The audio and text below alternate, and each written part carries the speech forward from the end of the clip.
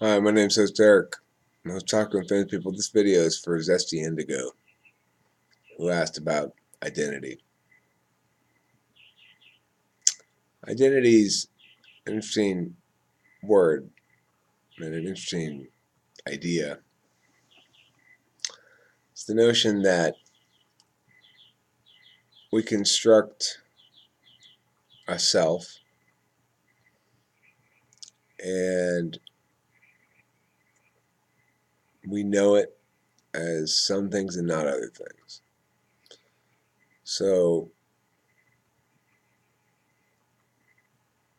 there's the critical thinking sort of understanding of identity, which talks about identity politics. And usually what that means is they're talking about race, they're talking about gender, they're talking about sexuality, stuff like that.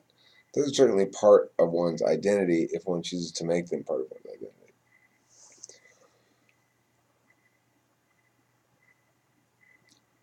For me, the issue of identity is hugely important because it functions as a shorthand term to explain what I'm doing right now. For a long time in my life, I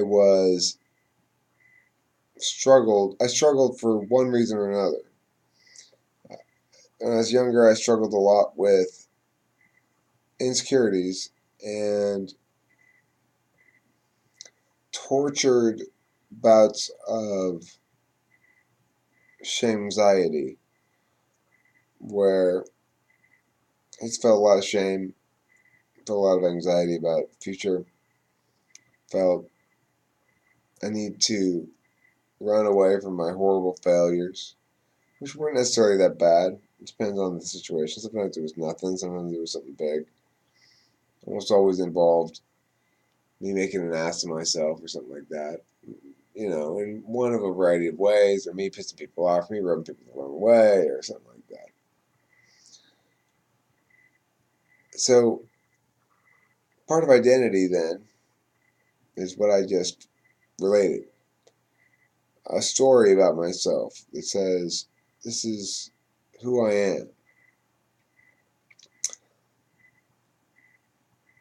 In this story, I told you about how I used to have a lot of distress, psychic distress, over the perceptions of others related to my own failures.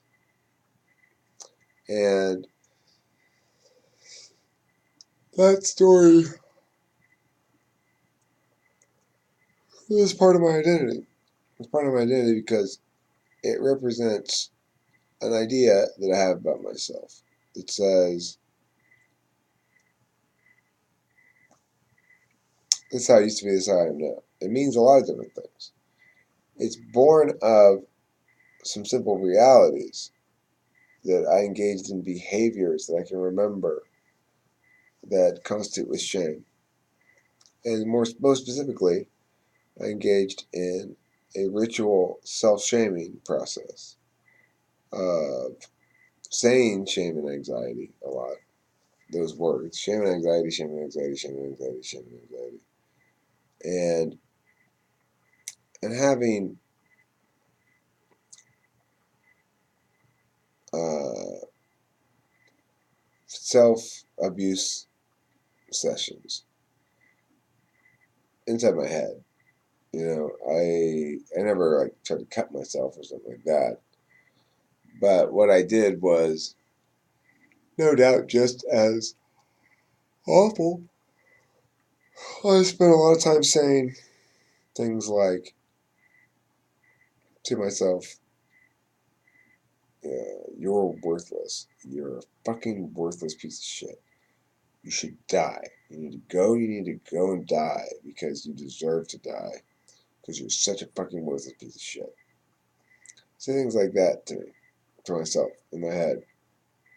Sometimes it would escape, come out of my mouth. I tried not to let it out because above all else was I concerned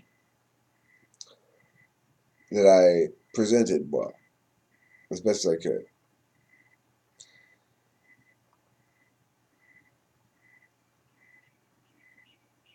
identity is juxtaposing yourself against those stories of past failures.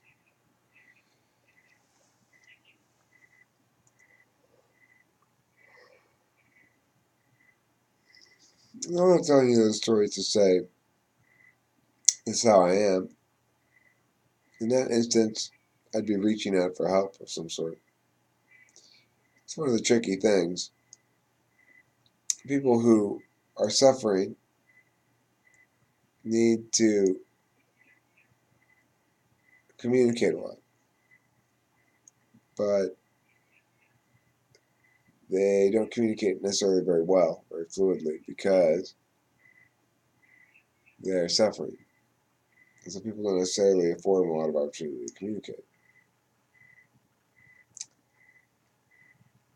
A person's identity is what they've done with themselves so far, who they've made themselves to be, the stories they say about who they are, the meaning they make out of events and facts in their lives. It's a set of values and prioritizations. If these two things here both present at the same time, we go this way in this household. That kind of thing. It's all part of your identity. The thing about identity is it's something we can work on, develop, because we have to. We don't start off well. They don't have things set up such that people are really empowered to live the lives they want to live. It takes a while to get to clear those limitations away. And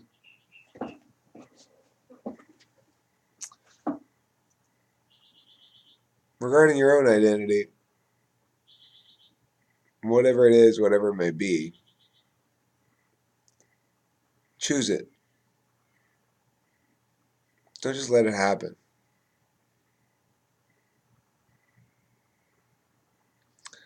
And if you make choices based on real things about who you want to be, understanding that means putting aside the perceptions of others for a few minutes. It means not thinking about, should I get that tattoo or not? If you're thinking about that kind of question, you're drowning in an FE pool already. You don't get a tattoo unless you want to impress somebody. So,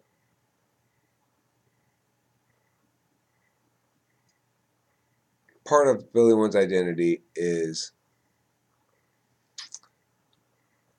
coming to terms with who you are in terms of your strengths, who you are in terms of your blind spot, who you are in terms of how you interface with people, who you are in terms of how you solve problems. Understand yourself in terms of how easy or difficult it is for you to act. Understand what you don't know. And build an understanding of yourself as an individual that moves through time purposefully, freely, in pursuit of sound approaches to attain natural outcomes that are important to you. People are going to have different priorities. Know yours and listen to no naysayers. For those individuals out there who want to pursue a path they feel sure is true for them, and yet they know they're going to get some pushback.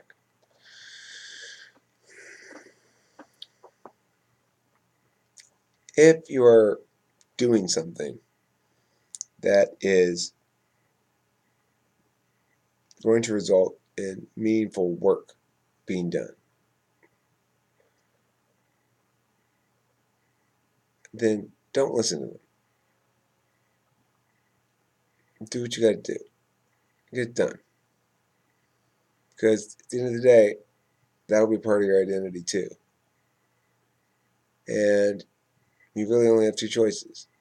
You can choose those things that are part of your identity by doing as much of what you want to do as possible, and as little of what you don't want to do as possible. Or you can live an identity you did not choose. So that's my perspective on identity. What it is,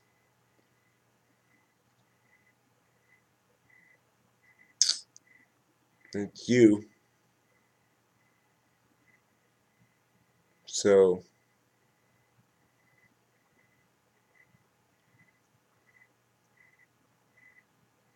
be a good one.